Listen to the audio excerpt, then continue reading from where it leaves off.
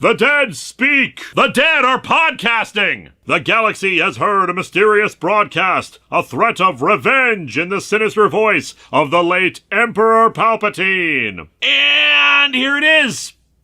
This right here, this single creative decision is what doomed this movie. Palpatine is alive and he is the villain again. And we're just telling you that in the opening crawl. Actually, they revealed it in Fortnite. No, shut up. No, they didn't. You know what happened in Fortnite? There was an in-game event, some John Williams score, the Millennium Falcon takes off, and then a sound clip of Palpatine says 5 short sentences that basically amount to, "Time for revengeing!" Everyone calls it a speech, but I've seen drill tweets that were longer than this. There's no new information here, nothing so essential to get outraged over like so many were. Like, even if you want to say, oh, but this confirms that Palpatine is alive, I have to stare at you in confusion because that implies that the Star Wars universe doesn't have audio editing software that could have just copied and pasted the whole thing together. Forget about the, oh, this important message happened in Fortnite and not the movie critique. There is nothing to be outraged about. No, the problem is the goddamn opening crawl just told us that, out of nowhere, Palpatine is alive and a major player in this story. Some have argued that it doesn't matter if Palpatine is revealed when he is because, well, he was in the trailers. Everyone already knew Palpatine was coming back. Yeah, but how many people are going to be watching the trailers first in, say, 10 to 15 years? Kids who are seeing these movies for the first time. The next generation of fans who are just working their way through it. 2 sequel movies where we're focused on Kylo Ren, the First Order, barely a mention of the Emperor, and then just boom! Palpatine's alive, just FYI. Hell, forget kids. Some might not see this until they're adults and be even more confused going from one to the next. The narrative flow is screwed with because of this. It suddenly becomes about Palpatine's return instead of it being a revelation later or a natural flow of the story. Even when the prequels were coming out, they didn't just reveal in the first movie, Palpatine and Darth Sidious are the same guy. They treated it like it was a natural development in the final chapter versus just putting in the text crawl, Senator Palpatine is a Sith Lord manipulating everyone around him,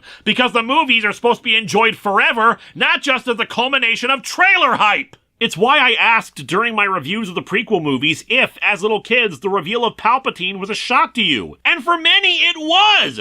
Seriously! Because they'd never seen Star Wars before. And they'd never seen the trailers for it either. But here, Palpatine's back! He's the main villain again! Almost every hugely terrible decision of this movie can be traced back to the choice to bring back Palpatine and have him be the final boss.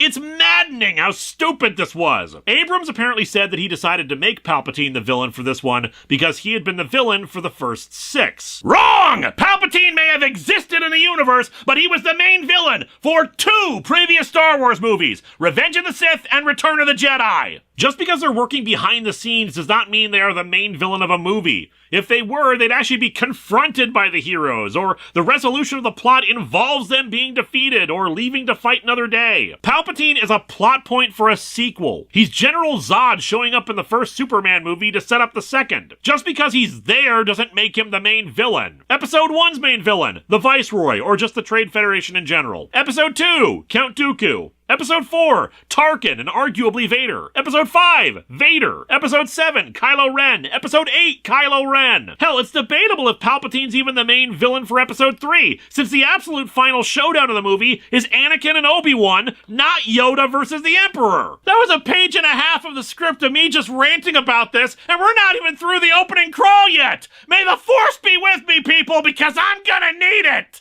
And we get to see Palpatine descend, his almost zombified body attached to some kind of weird crane apparatus. Yeah, I admit it, it's creepy, but it does make me wonder why he needs that instead of just, like, using the Force to float around or something. However, I'm of 2 minds about what happens next. I will grant you, this visual paired with this next line, a fantastic callback, are actually a pretty decent explanation for how Palpatine is alive. I've died before. The dark side of the Force is a pathway to abilities some would consider to be unnatural. Yeah, that's creepy as hell, even more so in the movie, implying there's some twisted evil, Lovecraftian horror behind his resurrection.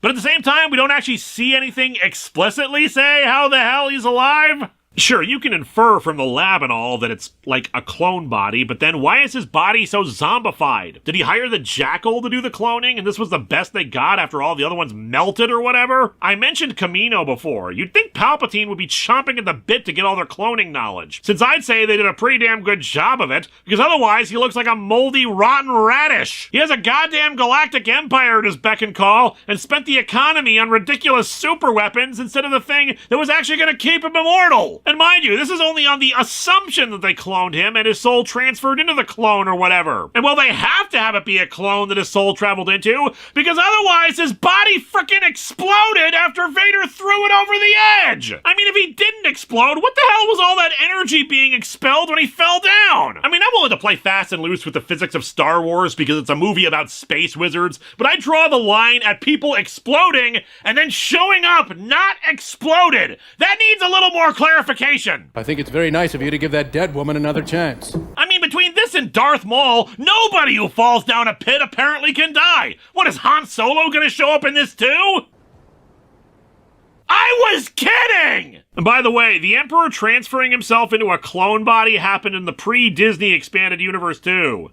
And frankly, it was kind of dumb there as well, but at least they actually figured out how to give him a body that wasn't messed up. We cut over to a meeting of the Resistance leaders, where it's established here the presence of the spy, also cutting out a brief, kind of humorous exchange between our principal leads that helps build their friendship. We've decoded the intel from a new First Order spy, and it confirms the worst. Somehow, Palpatine returned. This has made a lot of people very angry and been widely regarded as a bad move. I mean, there it is, people!